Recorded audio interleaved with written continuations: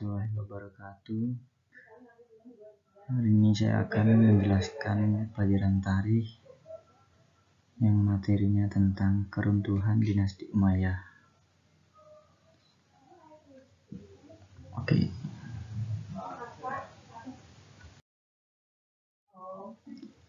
Pertama, dinasti Umayyah berjaya kurang lebih 90 tahun, 661 sampai 750 Masehi.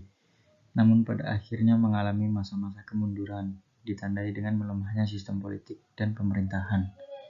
Di samping munculnya berbagai tekanan dari luar berupa pemberontakan, kekhalifahan Bani Umayyah sangat lemah dan tidak bisa mengendalikan pemerintah dan keamanan, terutama setelah pemerintahan Hisham bin Abdul Malik. Di kalangan keluarga khalifah sering terjadi pertikaian, misalnya yang dilatar belakangi oleh perebutan kekuasaan untuk menduduki jabatan khalifah. Khalifah Hisham diteruskan oleh Al-Walid II, Yazid III, Ibrahim, dan Marwan bin Muhammad. Namun keempatnya hanya mampu memerintah sekitar 7 tahun. Al-Walid memerintah selama 1 tahun 3 bulan. Kemudian digantikan oleh Yazid III yang hanya bertahan selama 16 bulan. Selanjutnya digantikan oleh Ibrahim bin Al-Walid bin Abdul Malik, tapi bertahta tidak lebih dari 3 bulan dan digantikan oleh Marwan. Selama masa kepemimpinannya, Marwan disibukkan mengatasi berbagai pemberontakan sampai akhirnya tewas di medan perang. Kemudian, proses berdirinya dinasti Abbasiyah. Keruntuhan dinasti Umayyah pada tahun 750 Masehi menjadi tonggak awal berdirinya dinasti Abbasiyah. Khalifah pertamanya adalah Abdullah As-Saffah bin Muhammad bin Ali bin Abdullah bin Abbas bin Abdul Muthalib. Dinamakan dinasti Abbasiyah karena pendirinya adalah keturunan Abbas ibnu Abdul Muthalib, paman Nabi Muhammad SAW.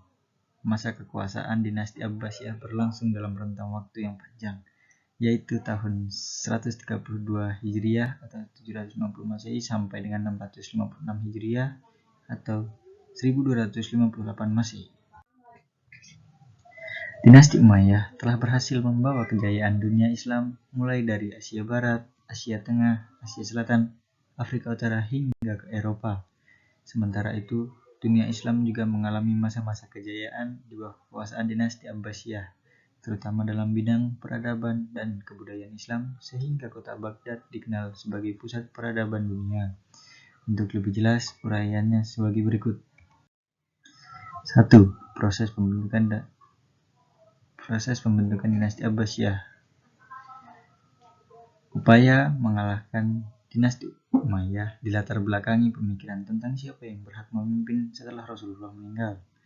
Bani Hashim, kaum Alawiyun, sebagai keturunan Rasulullah pernah mengemukakan hal tersebut.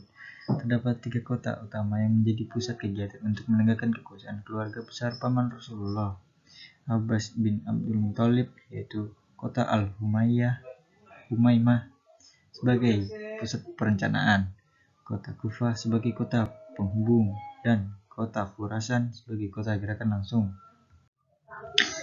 Untuk melakukan berbagai propaganda, diangkatlah 12 propagandis yang tersebar di berbagai wilayah seperti Khurasan, Kufah, Irak, dan Makkah. Di antara propagandis yang terkenal adalah Abu Muslim Al-Khurasani, seorang tokoh masyarakat di Khurasan yang merasa dirugikan selama masa dinasti Umayyah. Isi ketidakadilan yang dilontarkannya mendapat banyak kesambutan dari berbagai kelompok, khususnya yang tidak senang dan pemerintahan Bani Umayyah. Para perwakilan kelompok menyatakan kesetiaan kepada Abu Muslim Al-Khurasani untuk membela Bani Hashim dan Bani Abbas.